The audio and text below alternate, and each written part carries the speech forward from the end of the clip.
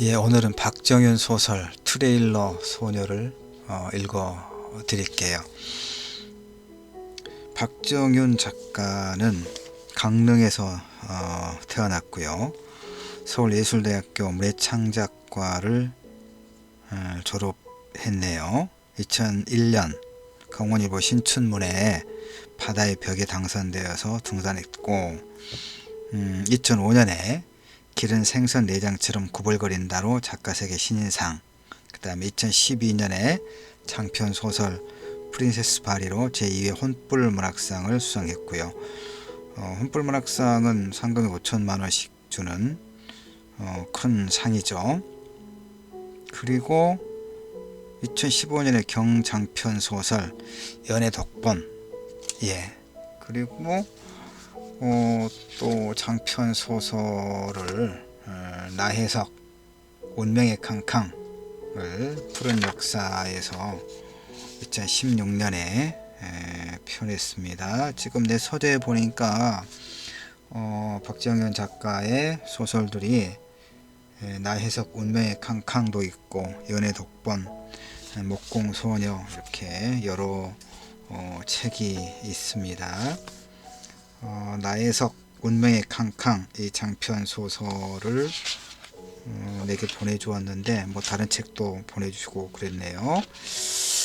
여기에 이렇게 인사말을 적어놨습니다. 심영희 선생님, 더 단단해지고 싶지만 문학 현실이 녹록치 않네요. 100년 전과 같이 진보한 것이 없어요. 선생님, 힘내겠습니다. 응원해 주세요. 이렇게 소설을 잘 쓰고 소설을 여러 권 내고 또 큰 상도 받고 그런 작가도 힘들어 합니다. 예, 오늘 통화를 카톡으로 안부를 좀 묻고 그랬는데 요즘에 잘 안 보여서 장편 소설을 올 연말에 또 새롭게 선보인다고 합니다. 기대를 하겠고요. 오늘 읽어드릴 소설은 목공소녀는 이제 소설집입니다.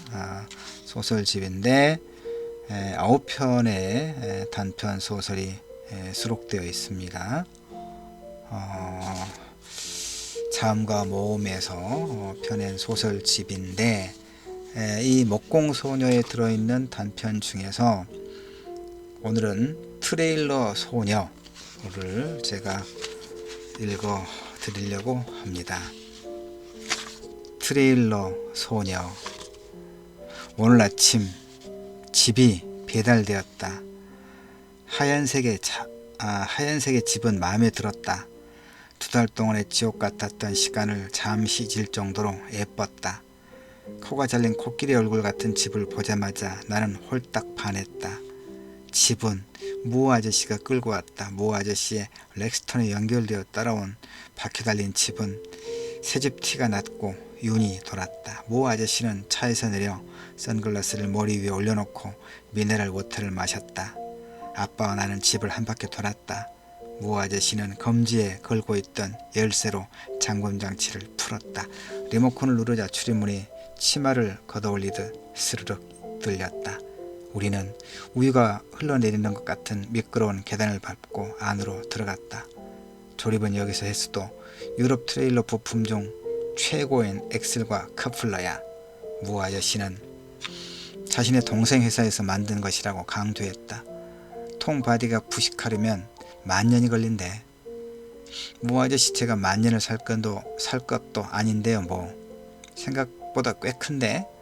크다니. 아빠 내 방보다 작은데 이곳에 욕실과 부엌이 다 있다는 거잖아.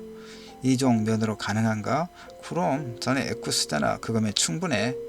모 아저씨 에쿠스는 없어요. 아빠한테는 달랑 1톤짜리 봉고 트럭밖에 없어요. 저기 보이죠? 저 낡고 초라한 트럭이 이제부터 아빠의 밥벌이래요. 그런데 어디 여행 가려고? 여행 무슨 여행? 우리가 살아가야 할 집인걸요. 150리터 물탱크와 원수기 시스템이 있어. 물탱크를 수도로 연결하는 선을 장착해 달랬는데 전기 공급도 가능하게.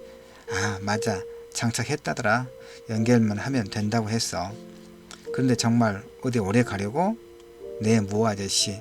그러니 아빠 곤란하게 하지 말고 그만 관심 끄고 벤자민 무어 페인트 가게로 가세요. 가서 친환경이고 컬러가 100만 가지나 되는 값비싼 페인트 파세요. 애꿎을 끌고 와. 내가 킹핀 연결해 줄게. 내가 그걸 못하겠나?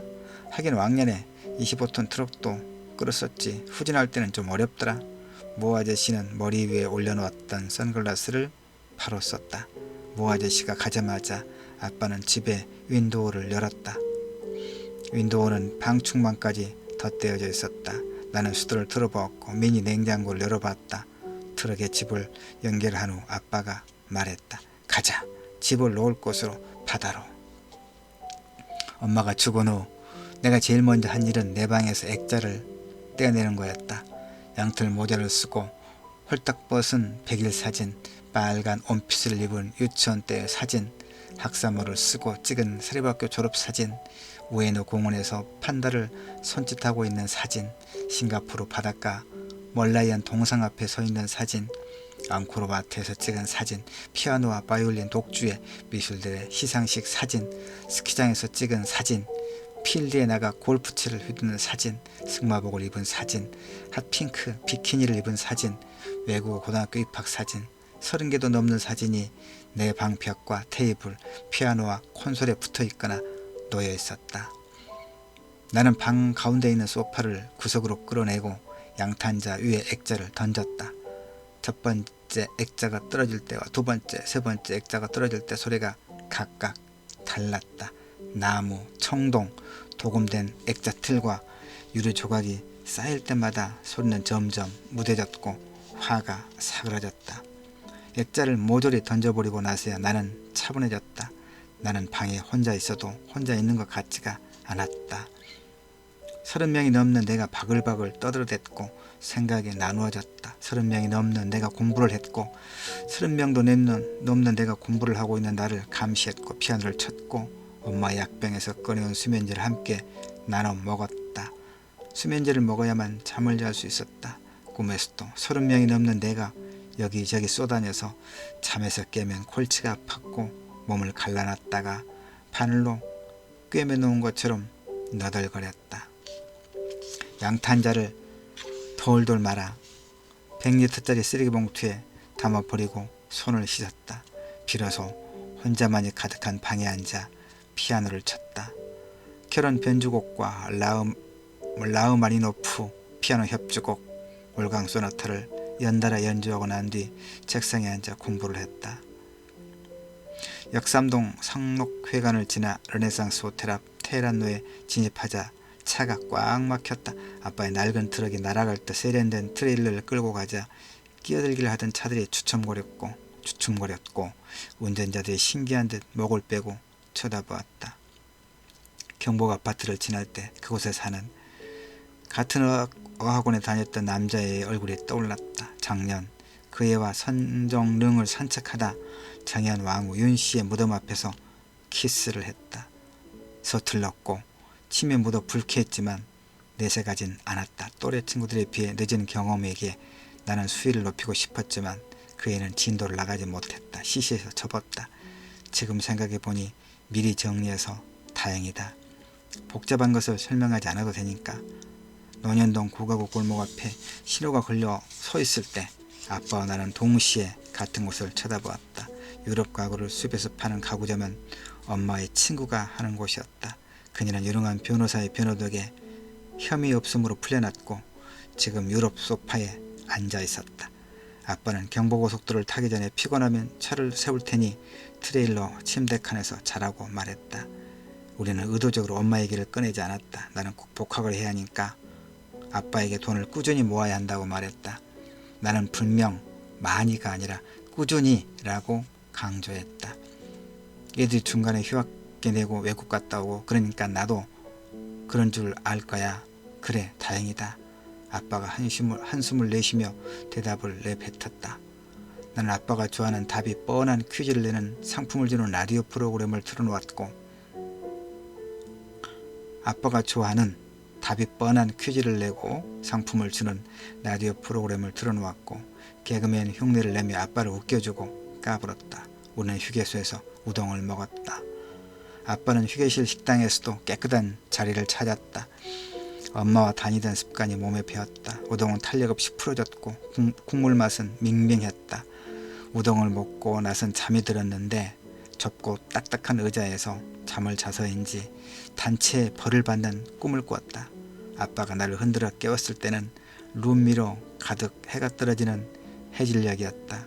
뒤를 돌아보았다. 이른 봄날에 하늘이 온통 붉었고 트레일러는 하늘로 빨려갈 것 같았다. 그냥 이대로 아빠와 함께 붉은 하늘로 빨려 들어가도 좋을 것 같았다. 우리가 도착한 곳은 비린내 가득한 바닷가 마을이었다. 마을이래야 바다를 쳐다보면 열집 남집 일렬로 줄지어 있는 것이 끝이었다. 아빠는 끝집 앞에 트럭을 세웠다. 집 옆에 있는 공터는 가파른 절벽 산과 인접해 있었고 산 중턱에는 군인 초소가 있었다. 나는 트럭에서 내려 저릿한 팔과 다리를 주무르며 바다를 보았다. 바다는 내가 생각했던 바다가 아니었다. 넓은 모래사장 대신 가파른 모래 언덕이 있었고 그나마 모래 언덕에는 억센 미역이 시커멓게 올라와 있었다. 물미역 냄새와 비린내가 뒤섞여 속이 뒤집혔다. 아빠 이런 촌구석 바닷가에서 태어나고 자랐어? 아빠는 씩 웃으며 외벽을 새파랗게 칠한 대문 없는 집으로 들어갔다. 나는 가슴이 두근거렸다. 두근거리면 슬리퍼를 신으며 반갑게 달려나오는 여자를 보며 급속도로 멈춰버렸다. 맙소사, 저런 여자가 아빠의 첫사랑이었다니. 여자는 수줍은 기색도 없이 아빠를 보고 얼싸안았다. 촌스럽고 짜증나는 스타일이었다. 억수로 반갑네. 야가 네 딸이나? 완전 인형이구나. 이게 뭐나?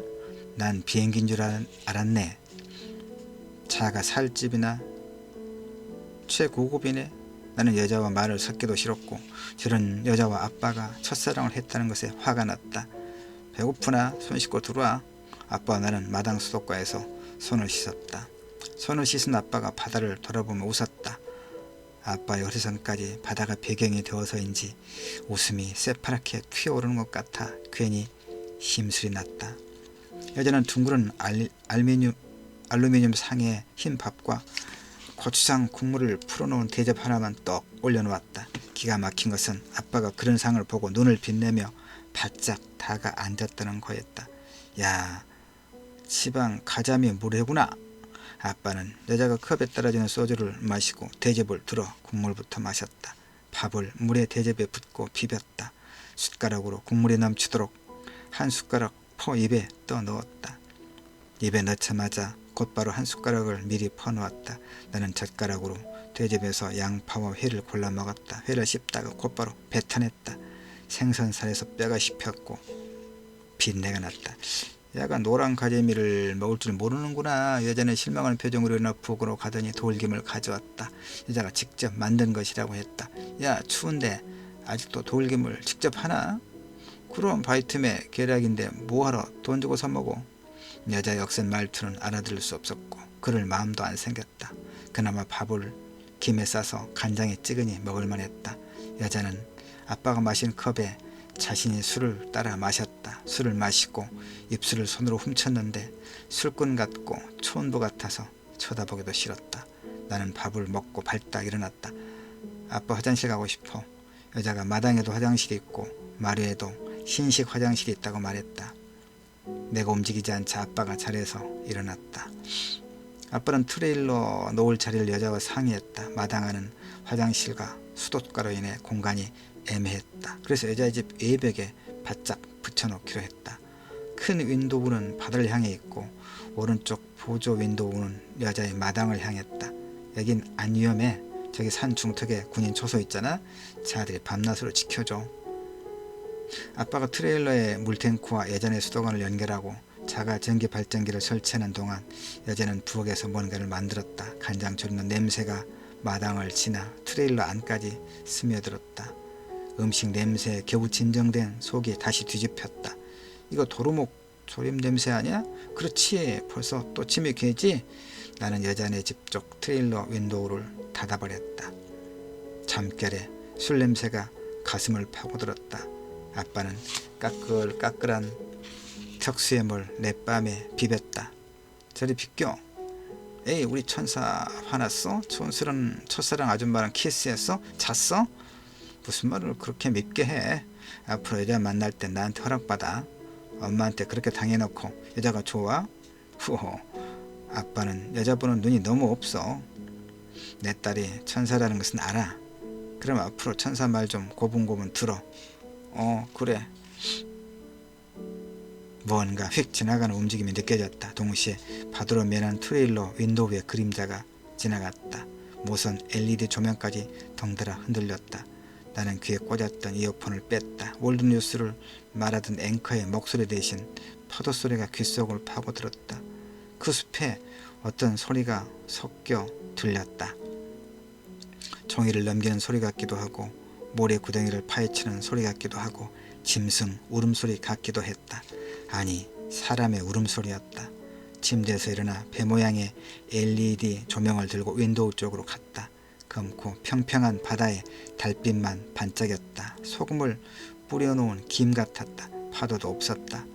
다시 침대에 누워 이어폰을 귀에 꽂으려 할 때 소리가 더 크게 들렸다. 곧이어 쿵 하고 누군가 트레일러를 쳤다.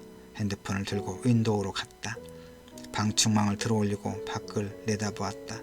한 남자가 트레일러 바디에 기대 울고 있었다.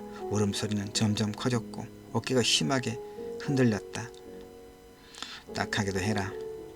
엄마한테 지독하게 당한 아빠도 저렇게 소리내 울진 않았다. 나는 남자의 울음이 그칠 때까지 기다리기로 했다. 먼 바다에 조그맣게 출렁이는 불빛을 바라보았다. 아빠의 촌스러운 첫사랑 여자는 저 불빛이 오징어 배라고 했다. 나는 촌스러운 여자가 몹시 거슬렸고 못마땅했지만 여기 있는 동안은 그냥 봐주기로 했다.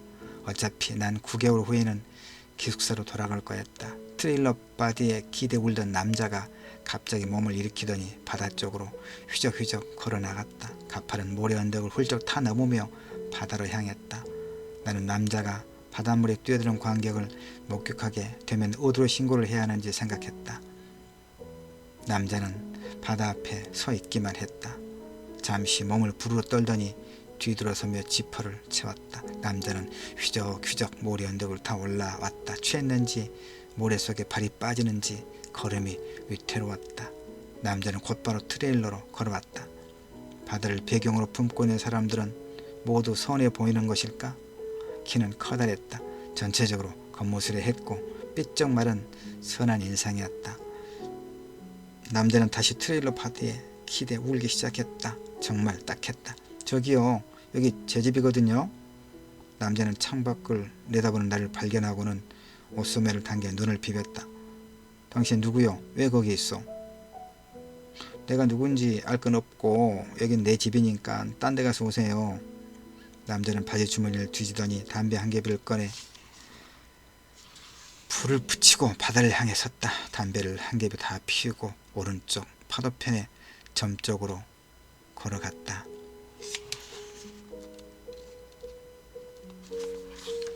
동계올림픽이 열릴 계획인 작은 도시에는 펜션과 전통 한옥을 많이 짓는다고 했다. 아빠는 트럭에 한옥용 기와장을 실어 배달했다. 트럭에 검은 기와장을 가득 실은 사진을 핸드폰으로 보내왔다.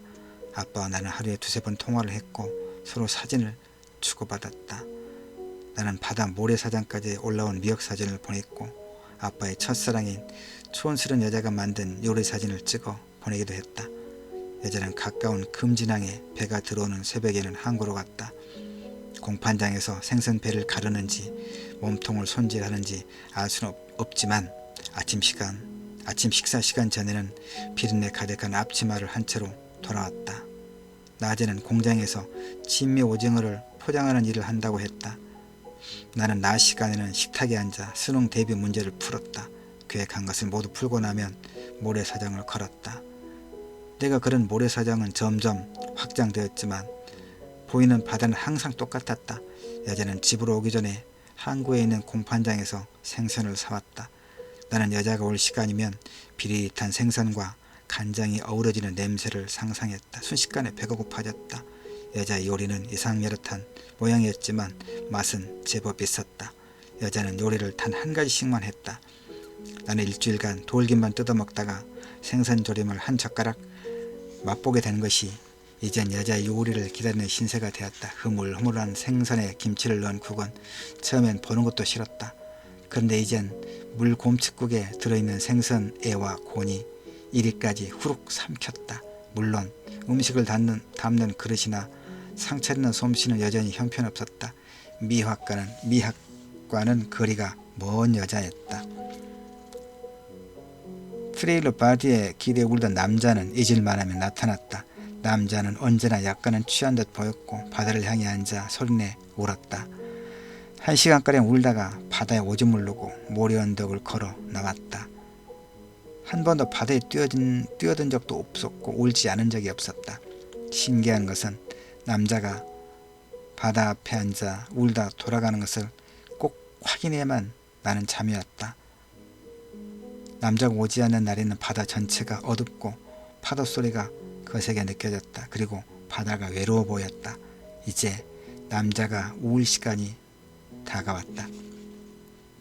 남자는 울 준비를 하는데 벌써부터 흔들거리는 걸음걸이로 걸어오다 바다를 향해 앉았다. 나는 아틀라스 팀 구스타운 점퍼를 꺼내 걸쳤다. 만약을 위해 트레일러 리모컨과 핸드폰을 점퍼 주머니에 넣고 나갔다. 트레일러에서 나갔을 때 남자는 울고 있었다. 나는 남자와 3m가량 떨어진 곳에 앉았다. 눅눅한 찬바람이 얼굴을 때렸고 엉덩이에 닿은 축축한 모래는 차가웠다. 남자의 울음에 타 넘어온 파도가 리듬을 맞췄다. 검은 미역이 조금씩 모래 언덕으로 밀려왔다.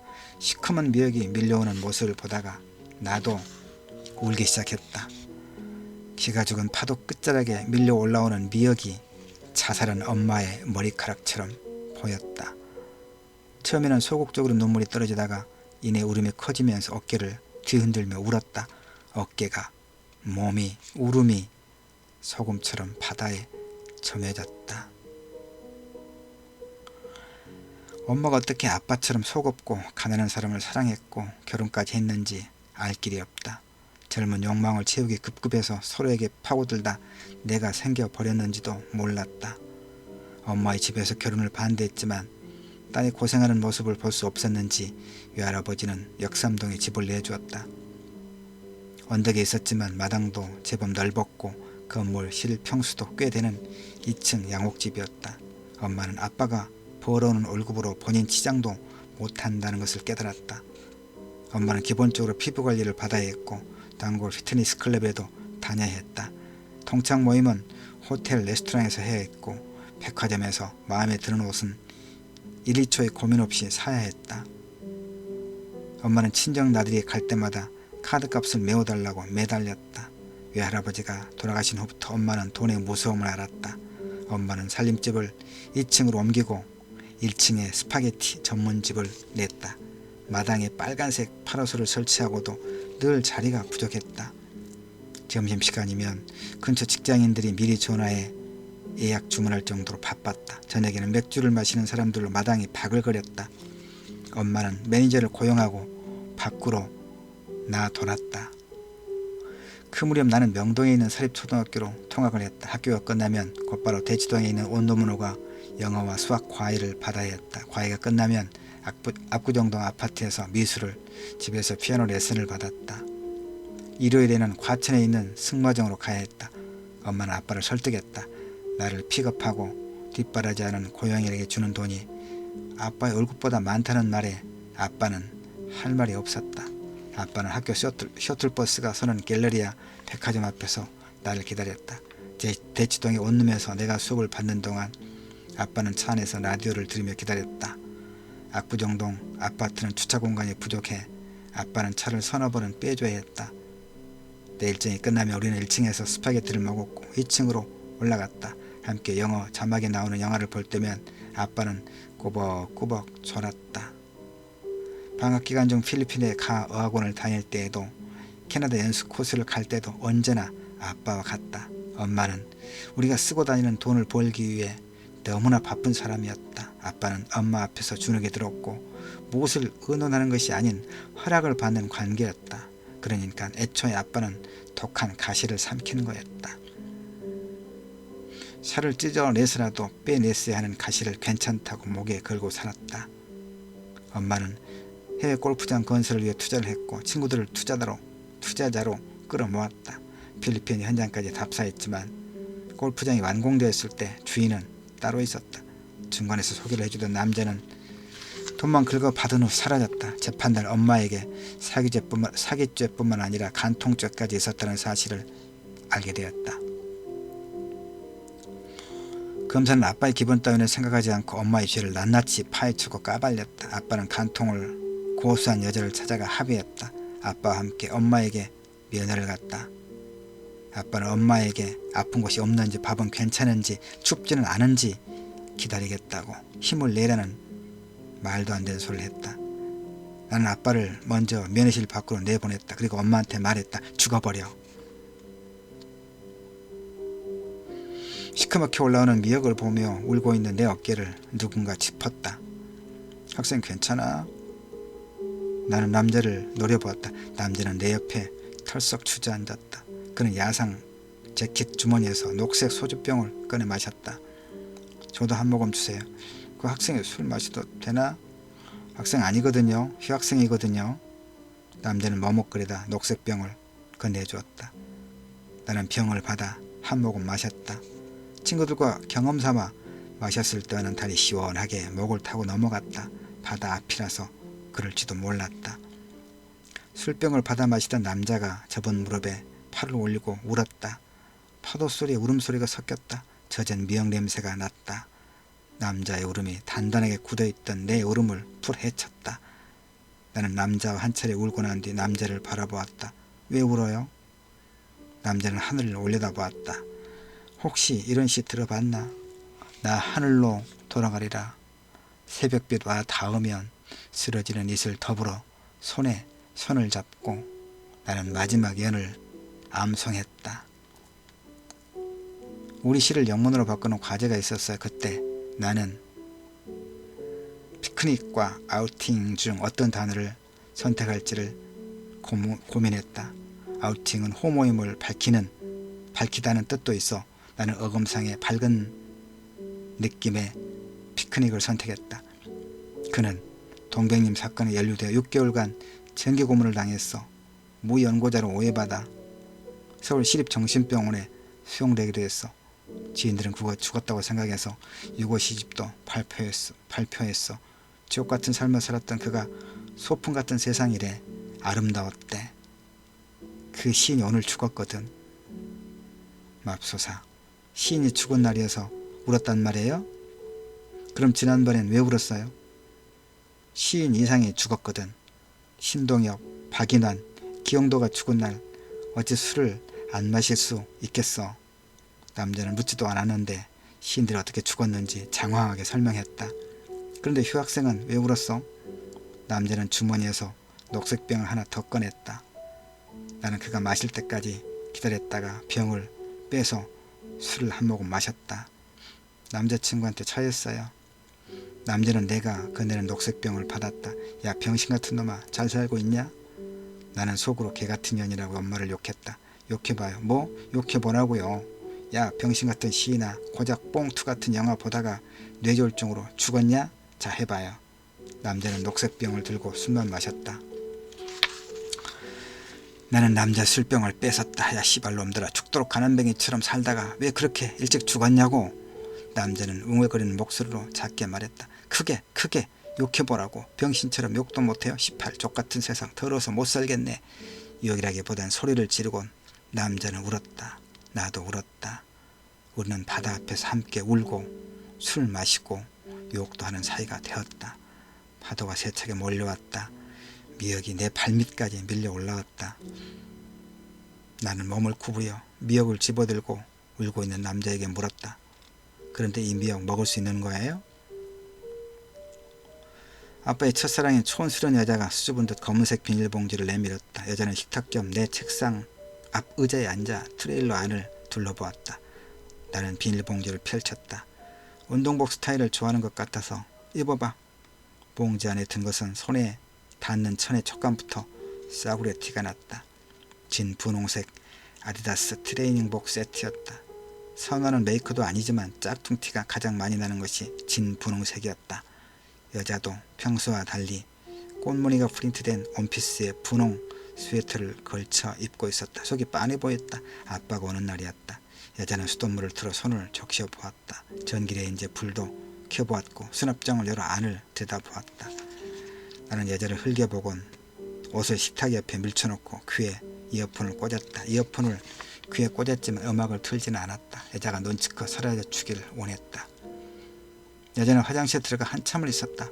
행렬 문제를 푸는데 집중이 안 됐다. 가로 안에 0과 1로 채워진 행렬은 눈이 2개 달린 생선처럼 보였다. 여자가 뒤에서 부스럭거려 돌아보았더니 걸레로 바닥을 닦고 있었다. 피곤한 여자였다. 핸드폰으로 아빠가 등mek 낙가사 앞을 지난다는 문자가 왔다. 등명 낙가사. 아빠가 등명 낙가사 앞을 지났다네. 내 혼잣말에 여자가 호들갑을 떨며 쌀을 안 취한 다음에 밖으로 나갔다. 나는 여자가 사온 옷을 검은 비닐봉지에 그대로 담았다. 침대 밑에 넣어둔 종이상자에서 아베크롬비 진 분홍 트레이닝복 세트를 꺼내 입었다. 검은 비닐봉지를 들고 트레일러를 나갔다. 여자는 부엌에서 분주히 생선을 손질하고 있었다. 맨손으로 생선을 배를 가르고 내장을 뽑아내던 여자가 나를 돌아보았다. 이 진 분홍 트레이닝복을 유심히 봐. 이게 진짜야. 나는 검은 비닐봉지를 여자의 부엌 문고리에 걸어두고 나왔다. 바다에서 바람이 휙 몰아쳤다. 바람에서 소금 냄새와 물 미역 냄새가 났다. 나는 바다를 겼는지라며 손님이 없는 횟집, 덜 마른 생선을 매달아 놓은 건어물집, 대문 틀만 있고 대문은 없는 집들을 지나쳐 파도 편의점으로 들어갔다. 간판만 편의점이었다. 가게 안은 파도가 들어와 휩쓸고 빠져나간 것처럼 눅눅했고 갖춰놓은 물건도 별로 없었다. 안쪽에 손바닥만한 방에서 책을 들여다보던 남자는 내가 까나 초콜릿을 내밀고 지폐를 주자 고개도 들지 않고 돈을 거슬러 주었다. 나는 파도 편의점에서 나와 곧장 바다로 갔다. 바다와 간격을 유지하며 모래사장을 걸었다. 초콜릿의 금박 껍질을 벗기니 초콜릿이 편평했다. 칸칸을 허물고 녹았다가 다시 굳은 거였다. 초콜릿을 입에 넣었을 때 아빠에게서 전화가 왔다. 나는 남은 초콜릿을 톡톡 잘라 한꺼번에 입에 넣었다. 초콜릿이 쓴 것은 유효기간이 지났기 때문일 거라고 생각했다. 유효기간을 확인하려고 껍질을 펼쳤을 때 주위가 어두워졌다는 것을 알아차렸다.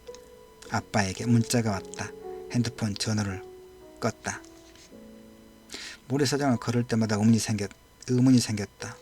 삼면이 바다이니까 바다와 간격을 유지하며 모래사장을 계속 걸어가면 반대편 바다에 닿을 수 있을까? 지도처럼 바다는 정말 연결되었을까? 확인하지 않아도 신뢰할 수 있는 진리라는 것이 과연 존재할까? 얼마만큼 확인해야 진리라고 신뢰할 수 있을까?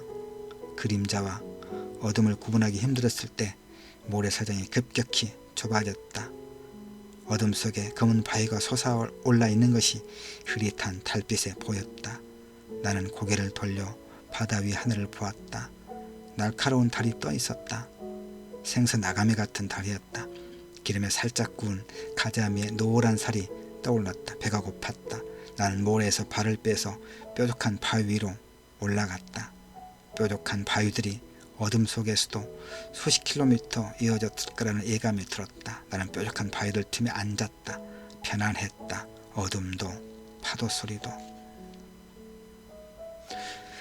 엄마는 우리가 면회를 갔던 다음 날 새벽에 죽었다. 어깨 아래까지 내려온 머리카락을 뽑아 타리를 만들어 목을 친친 감았다고 했다. 나는 내 혀가 뱉어낸 말 때문에 죄책감에서 빠져나올 수 없었다.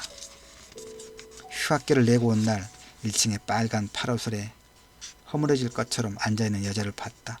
엄마를 간통죄로 고소했다가 아빠의 부탁으로 고소 취하를 해준 여자였다. 여자는 나를 보자마자 물을 달라고 했다.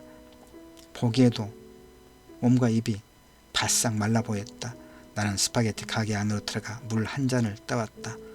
여자는 물을 천천히 마셨다.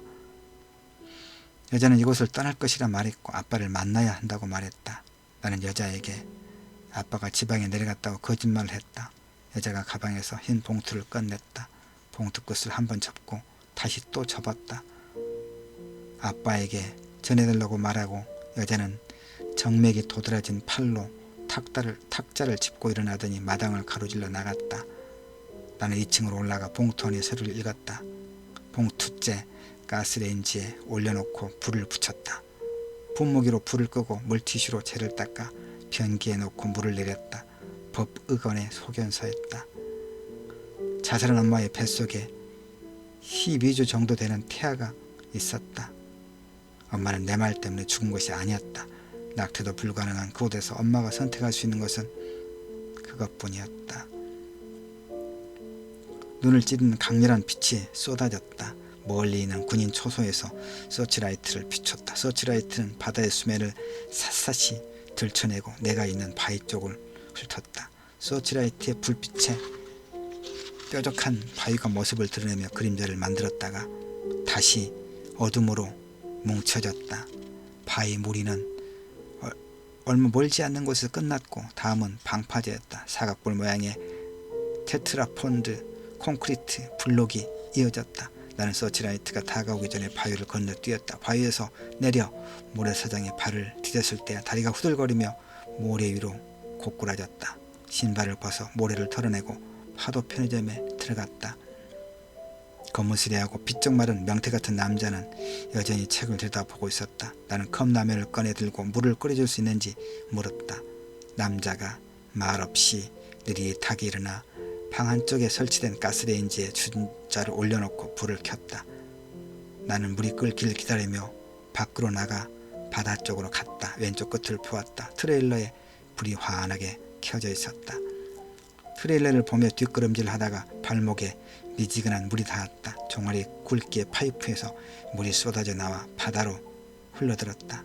비늘 거품이 그대로 남은 물에서 역한 하수구 냄새가 났다. 남자가 트레일러 앞까지 와서 우는 이유를 알았다. 그러고 보니 남자는 어제 울지 않았다. 나는 편의점에 들어가 컵라면을 먹었다. 남자는 텔레비전을 켜놓지 않았고 라디오도 듣지 않았다. 저교하고 눅눅한 공간에 이따금 책장을 넘긴 소리가 들렸다. 컵라면 국물까지 모두 마시고 집회를 했다. 남자에게 거스름 돈을 받으며 말했다. 어제는 왜 안 울었어요? 그제야 남자가 고개를 들어 내 얼굴을 쳐다보았다. 양쪽 눈썹 끝이 처진 눈에서 물이 주르륵 흘러내릴 것 같은 표정이었다.